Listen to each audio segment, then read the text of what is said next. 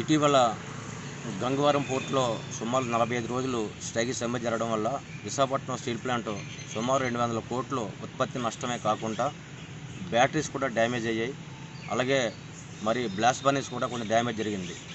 అది ఒక వంతు అయితే ఉత్పత్తి లాస్, కానీ ఇది లాస్ వంతు అయితే, కానీ ఫ్యూచర్లో ఇదే పరిస్థితి వస్తే బ్యాటరీలు పూర్తిగా డ్యామేజ్ అయ్యి ఆ గ్యాస్లు కూడా వచ్చే పరిస్థితి వచ్చింది. కానీ ఈరోజు స్టీల్ ప్లాంట్ యాజమాన్యం తెలివితేటలు ఉపయోగించి కొంత సేల్ వాళ్ళు కొద్ది కోళ్ళు ఇచ్చారు కాబట్టి ఆ గ్యాసులు కూడా బయట రాకుండా, అసలు ఎటువంటి ప్రమాదం జరగకుండా విశాఖపట్నం సిటీ కానీ ప్రజలు జరగకుండా విశాఖపట్నం స్టీల్ ప్లాంట్ కార్మికులందరూ కూడా కాపాడడం జరిగింది. ఇదే పరిస్థితి ఇంకెప్పుడు రాకూడదని కోరుకుంటున్నాం మేము. అసలు గంగవరం పోర్ట్ అనేది యాక్చువల్గా అది విశాఖపట్నం స్టీల్ ప్లాంట్కి ఆ బెర్తలు ఇవ్వాలని చెప్పి ఓన్గా ఒక బెర్త కట్టుకొని ఒక బెర్త ఇక్కడే విశాఖపట్నం స్టీల్ ప్లాంట్ నిర్మించాలని చెప్పి అప్పుడు ప్రయత్నం చేసాం. అది జరగకుండా ఈరోజు అప్పుడు రాష్ట్ర ప్రభుత్వం మరి గంగవరం పోర్టు డివిఎస్ రాజు అనే మరి వ్యక్తికి ఇవ్వడం జరిగింది. ఇప్పుడు అది ఆయన దగ్గర నుంచి ఆదాని వాళ్ళు హ్యాండ్ ఓవర్ చేసుకున్నారు. ఆదాని వాళ్ళు హ్యాండ్ ఓవర్ చేసుకున్న దగ్గర నుంచి కూడా మాకు స్టీల్ ప్లాంట్ చాలా ఇబ్బందులు వస్తున్నాయి.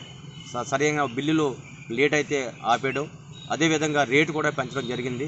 ఇవన్నీ కూడా స్టీల్ ప్లాంట్ బడ్డెన్. యాక్చువల్గా స్టీల్ ప్లాంట్ భూములు అవి, కానీ స్టీల్ ప్లాంట్కి ఇప్పుడైనా మేము చెప్తున్నాం 2 బెర్తలు సపరేట్ కేటాయించాలి, మేమే రన్ చేసుకుంటాం. ఇప్పుడు కేంద్ర రాష్ట్ర ప్రభుత్వాలు ఇంకా రాష్ట్ర ప్రభుత్వానికి ఎలాగో వాటా లేదు, ఇంకా కనీసం కేంద్ర ప్రభుత్వం ఇన్వాల్వ్ అయ్యి విశాఖపట్నం స్టీల్ ప్లాంట్కి 1-2